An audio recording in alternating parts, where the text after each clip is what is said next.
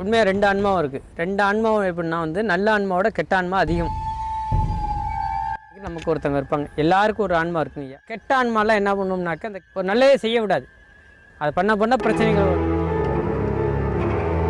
நல்ல ஆன்மாவை கூப்பிட்டு நம்ம பேசுவோம், இதுக்கு என்ன தீர்வுன்னு நம்ம கேட்கணும்னு நினச்சாலும் நம்ம அதை விட உடல் கட்டு திசை கட்டு நம்ம போட்டு தான் நம்ம பண்ணுறோம். அப்படிங்கும்போது நம்மளை வந்து எந்த பாதிப்பும் அவ்வளோ சீக்கிரம் நம்ம பாதிக்காது. கெட்ட ஆன்மாக்கள் என்ன பண்ணணும் தெரியுங்களா? மௌனமாக இருப்பாங்க தெரியுமா, ஒரு கோவப்படாமல், அவங்கள மட்டும்தான் பிடிக்கும்.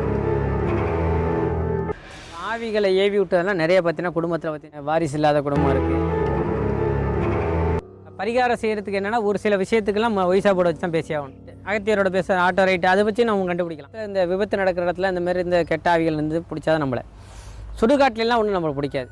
அனுபவத்தில் இருக்குது. ஆனால் யாரும் பார்க்க முடியாது, கண்ணால் பார்க்க முடியாது.